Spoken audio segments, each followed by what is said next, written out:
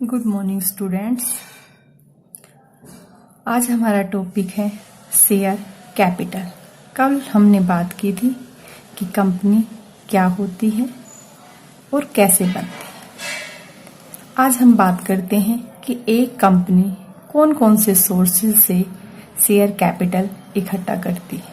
जैसा कि आप सब जानते हैं कि एक कंपनी को चलाने के लिए बहुत सारी मात्रा में पैसों की जरूरत होती है और वो पैसा किन सोर्सेज से आएगा और किन सोर्सेज से आया हुआ पैसा कंपनी के लिए ज़्यादा कॉस्टली नहीं होगा।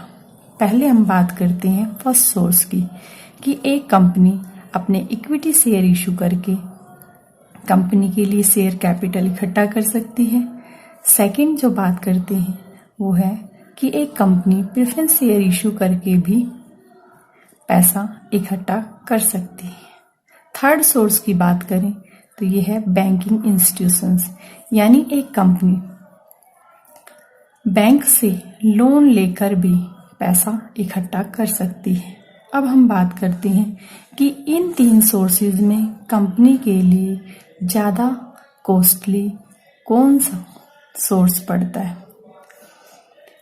जैसे कि हम जानते हैं कि इक्विटी शेयर होल्डर जो होते हैं कंपनी के एक्चुअल में मालिक होते हैं, इन्हें वोटिंग राइट होता है और ये कंपनी में इसलिए पैसा लगाते हैं कि फर्स्ट तो इन्हें वोटिंग राइट है, यानी कंपनी के मालिक होने का अधिकार है।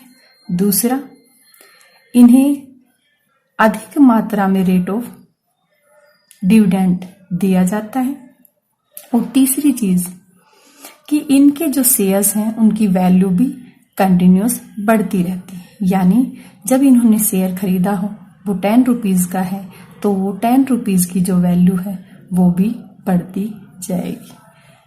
तो सेकंड बात करते हैं हम प्रेफरेंस शेयर्स की। प्रेफरेंस शेयर्स जैसा कि आप जानते हैं इन्हें वोटिंग राइट नहीं होता किसी भी तरीके का, ये कंपनी के एक्चुअल मालिक नहीं होते बल्कि इनको एक फिक्स रेट से डिविडेंड दिया जाता है। परंतु इन्हें प्रीफरेंस शेयर इसलिए कहा जाता है, यानी पहले इन्हें जब कंपनी वाइंड अप होती है तो पहले इन्हें पूंजी पाने का अधिकार होता है, यानी अपनी पूंजी पाने का फर्स्ट अधिकार जो है प्रेफरेंस शेयर होल्डर को होता है। लेकिन ये प्रेफरेंस शेयर जो होते हैं ये इक्विटी शेयर से कम कॉस्ट पर कंपनी के लिए पूंजी इकट्ठा करते हैं। नेक्स्ट बात करती हूँ बैंकिंग इंस्टीट्यूशंस की। बैंकिंग इंस्टीट्यूशंस जो हैं वो कम रेट ऑफ इंटरेस्ट पर कंपनी के लिए पूंजी प्रोवाइड करते हैं। अब हम यहाँ बात करते हैं तीनों तरीकों की, यानी इक्विटी शेयर, प्रेफरेंस शेयर और बैंकिंग इंस्टीट्यूशन।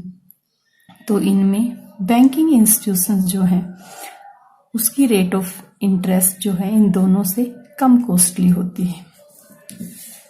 अब बात करते हैं जो कंपनी है इसमें दो तरह की कंपनी आती हैं, प्राइवेट लिमिटेड कंपनी और पब्लिक लिमिटेड कंपनी।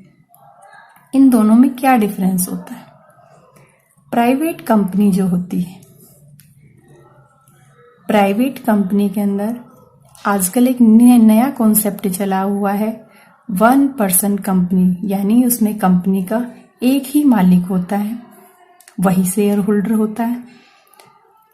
इसे हम ओपीसी के नाम से भी जानते हैं। ये 2 मार्क्स में कई बार क्वेश्चन पूछा जाता है कि ओपीसी क्या होता है।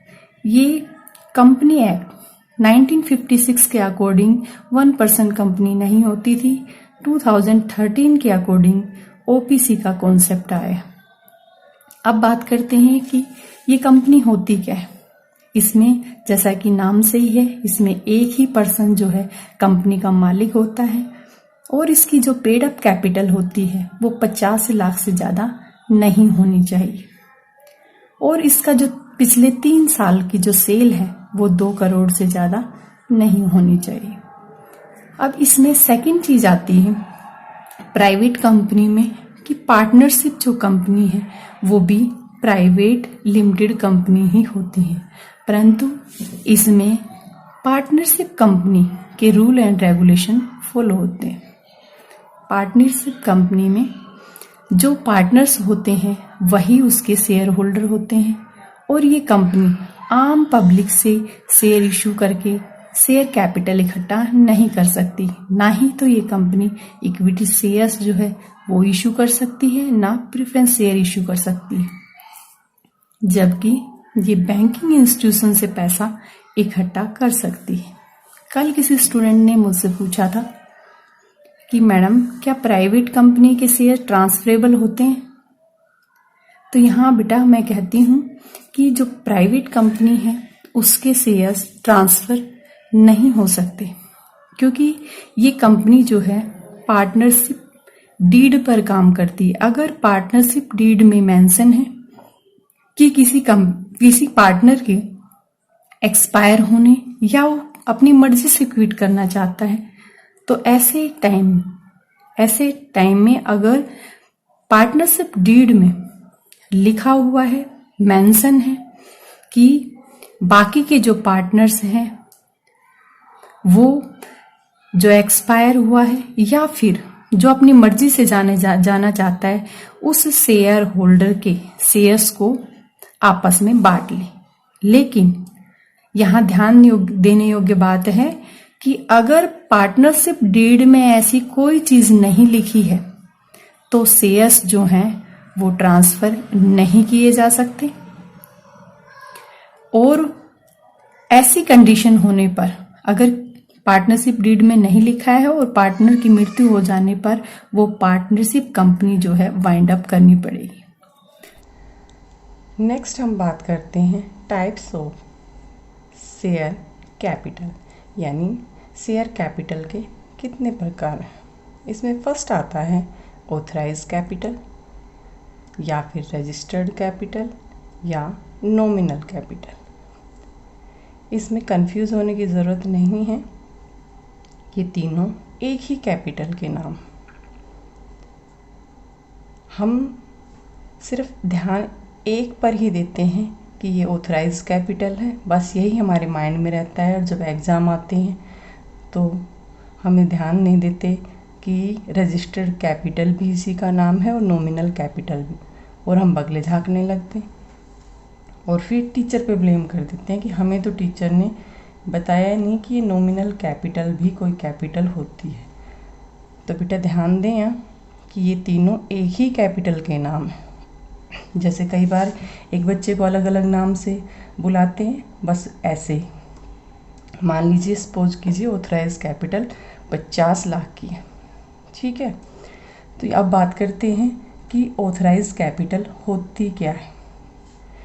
तो ऑथराइज कैपिटल वो कैपिटल होती है जो कंपनी के मेमोरेंडम ऑफ एसोसिएशन में लिखी होती है और इससे ज़्यादा कैपिटल कंपनी अपने जीवन काल में इशू नहीं कर सकती। इसको मेमोरेंडम ऑफ एसोसिएशन में लिखे होने के कारण ही इसे रजिस्टर्ड कैपिटल कहते हैं। समझ में आया? सेकंड आता है इशूड कैपिटल या फिर अनइशूड कैपिटल। इशूड कैपिटल क्या होती है? इशूड कैपिटल ऑथराइज्ड कैपिटल का वो पार्ट है जो आम पब्लिक के लिए इशू किया जाता है। मान लीजिए, सपोज कीजिए 50 लाख की ऑथराइज कैपिटल में से 10 लाख जो है वो शेयर की कैपिटल इशू की गई है। तो 10 लाख तो हो गई इशूड कैपिटल, और जो बच गई यानी 50 में से 10 निकालेंगे तो कितने बचे? 40 लाख। तो ये 40 लाख जो है वो अनइशूड कैपिटल कहलाएगी। पर इसका मतलब ये नहीं है कि अनइशूड कैपिटल को कंपनी अब इशू नहीं कर पाएंगी। कंपनी को जब ज़रूरत होगी वो इसमें से, यानी इस 40 लाख में से इशू। नेक्स्ट हम बात करते हैं सब्सक्राइब्ड कैपिटल की। सब्सक्राइब्ड कैपिटल क्या होती है? अब सब्सक्राइब्ड कैपिटल किस कैपिटल का पार्ट होगी? ये होगी इशूड कैपिटल का पार्ट। तो सब्सक्राइब्ड कैपिटल इशूड कैपिटल का वो पार्ट है जिसके लिए आम पब्लिक जो है एप्लीकेशन देती, यानी कंपनी जो है प्रोस्पेक्टस के माध्यम से पब्लिक को बताती है कंपनी के बारे में और उसके लिए शेयर इशू करती है, और आम पब्लिक जो है उस कंपनी में अपना इंटरेस्ट दिखाते हुए उस कंपनी के शेयर्स के लिए एप्लीकेशन करती है। ठीक है, इसमें दो तरह के जो हैं वो सब्सक्राइब्ड कैपिटल होती है। इसमें एक होती है subscribed and fully paid up. Subscribed and fully paid up capital वो कैपिटल होती है कि कंपनी ने जितने शेयर्स के लिए कॉल किया है, अगर शेयर होल्डर भी उतने ही शेयर्स के लिए एप्लीकेशन करता है यानी पेड करता है, तो फिर उसे कहेंगे subscribed and fully paid up. For example, मान लीजिए एक शेयर की वैल्यू 10 रुपीज़ है और शेयर होल्डर ने भी 10 रुपीज़ ही पे की हैं, तो वो subscribed and fully paid up कहलाएंगे। आगे सेकंड इसमें आता है subscribed but not fully paid up. इसके अंदर दो कंडीशन होती हैं। फर्स्ट कंडीशन होती है कि कंपनी ने 10 रुपीज़ कॉल की है but share holder does not paid it, यानी जो शेयर होल्डर है वो उस 10 रुपये की वैल्यू को पे करने में सक्षम नहीं है, यानी इसने कोई कॉल पे नहीं कर पाया है वो। सेकंड इसी में है कंडीशन कि कंपनी जो है उसने खुद ही 10 रुपीज़ फुल कॉल नहीं किए हैं, उसने 8 रुपीज़ ही कॉल किए हैं। तो ऐसी कंडीशन में जो 2 रुपये रिमेनिंग रहते हैं उसको कंपनी जब वाइंड अप होती है उस टाइम अपने क्रेडिटर्स का भुगतान करने के लिए ले सकती है। अब इन दोनों कंडीशंस में क्या डिफरेंस है? इन कंडीशन में फर्स्ट डिफरेंस ये है कि पहली कंडीशन में कंपनी ने जो है वो फुल्ली कॉल अप करती है बट शेयर होल्डर उसको पे करने की स्थिति में नहीं है, जबकि सेकंड जो कंडीशन है उसमें कंपनी ने खुद ही पूरी अमाउंट नहीं मांगी है, यानी उसने 8 रुपये ही कॉल किए हैं, तो बचे हुई 2 रुपये की जो अमाउंट है ये कंपनी कब ले सकती है? ये कंपनी वाइंड अप के वक्त ही ले सकती है अपने क्रेडिटर्स को पे करने के लिए। नेक्स्ट बात करते हैं हम कॉल्ड अप कैपिटल की। कॉल्ड अप कैपिटल क्या होती है?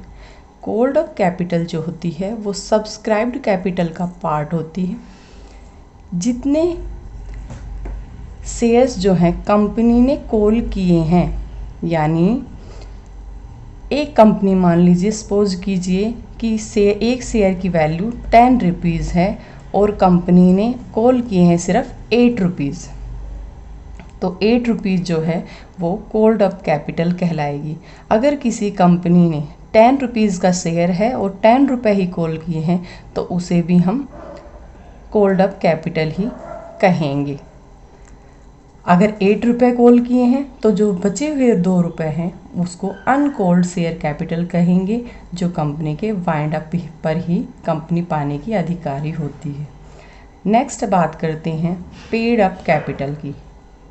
पेड अप कैपिटल क्या होती है? पेड अप कैपिटल जो है कॉल्ड अप कैपिटल का वो पार्ट है जो शेयर होल्डर ने पे किया है, यानी कंपनी ने जितनी मात्रा में शेयर्स को कॉल किया है उसमें से शेयर होल्डर ने कितना चुकाया है। अगर 10 रुपीज़ का शेयर है और 10 रुपीज़ ही शेयर होल्डर ने चुका दिया है तो वो पेड अप वैल्यू कहलाएगी। अगर 8 रुपीज़ कॉल किए हैं तो 8 रुपये अगर चुकाए हैं तो वो भी पेड अप कैपिटल कहलाएगी।